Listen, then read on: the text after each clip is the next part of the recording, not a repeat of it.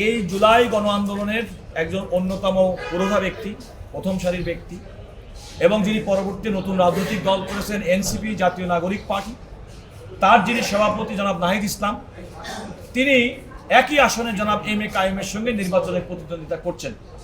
তিনি একটি writ petition দায়ের করেছেন সুপ্রিম কোর্টের হাইকোর্ট বিভাগে। ওনার অভিযোগ যে আমাদের যে প্রার্থী, বিএনপির যে প্রার্থী, ধানের শীষের যে প্রার্থী জনাব এম এ কাইম, আমাদের অজানা কোনো একটা দেশ, ভানুয়াতু নামক কোনো একটা দেশের তিনি নাগরিকত্ব গ্রহণ করেছেন, এবং সেই মর্মে ওনার মনোনয়নপত্র বাতিলের জন্য সুপ্রিম কোর্টের হাইকোর্ট বিভাগে একটি রিট পিটিশন দায়ের করেছিলেন, যেটির আজকে শুনানি হয়েছে।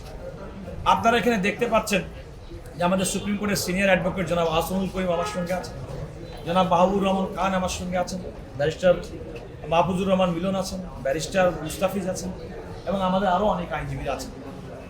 আদালতের শুরুতেই, শুনানির শুরুতে আমরা বললাম যে আমাদের আইনি প্রশ্নে আমাদের কিছু বক্তব্য শুনবেন।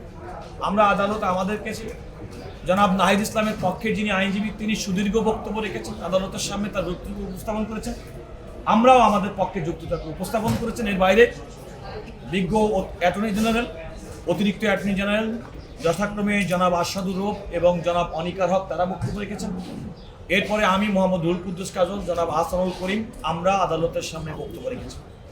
মোটার আগে আমরা যেটা বলেছি যে এই রিট পিটিশনটা এই পর্যায়ে তিনি দায়ের করতে পারেন না, এবং তার যে গ্রিভান্স যদি কিছু খেয়ে থাকে জনাব কাইম সাহেবের বিরুদ্ধে, নির্বাচনের মাঠে গিয়ে সে প্রতিদ্বন্দ্বিতা হবে।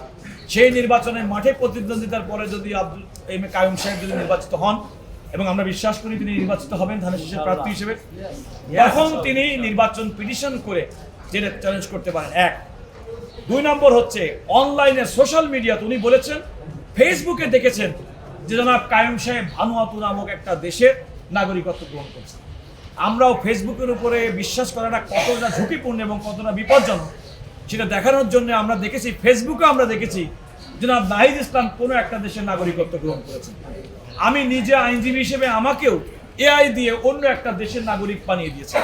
সুতরাং ফেসবুকের উপর নির্ভর করে, আরেকটা বললাম যে আমাদের দেশের বিচার ব্যবস্থা, আদালতগুলো পরিচালিত হয় আমাদের সংবিধান এবং আইন অনুযায়ী। সুতরাং ভিন্ন দেশের কোনো একটা ডকুমেন্টের উপরে যার কোনো ভিত্তি নাই, এবং আমাদের সুস্পষ্ট তথ্য, এবং আমরা আদালতকে বলেছি জনাব এম এ কাইম এ ধরনের কোনো নাগরিকত্ব গ্রহণ করেননি। তিনি বিগত শেখ হাসিনা সরকারের সময় নির্যাতিত হয়ে মালয়েশিয়াতে তিনি অনেকটা রিফিউজি স্ট্যাটাসে বসবাস করছিলেন। 5ই আগস্টের পর তিনি দেশে ফিরে আসেন। সুতরাং এর সঙ্গে আমরা সংগ্রাম, এটা সম্পূর্ণ মিথ্যা একটা তথ্যের উপর ভিত্তি করে তার নির্বাচনে প্রতিদ্বন্দ্বিতা এবং প্রার্থিতা বাতিল করার জন্য চেষ্টা করা হয়েছে। আমরা আদালতকে এই কথা বোঝাতে সক্ষম হয়েছি যে নির্বাচনে প্রতিদ্বন্দ্বী প্রার্থী তার প্রতিদ্বন্দ্বী প্রার্থীর জন্য মানুষের কাছে যাবে, ভোটারদের কাছে গিয়ে তার বক্তব্য উপস্থাপন করবে, ভোটাররা যাকে পছন্দ করবে তাকে নির্বাচিত করবেন। ভোটের মাঠ ছেড়ে কোর্টের মাঠে এসে আর একজনের প্রতিপক্ষকে ঘায়েল করে তার মনোনয়নপত্র বাতিল করার, এটা কোনো সুস্থ রাজনৈতিক ধারা হতে পারে না।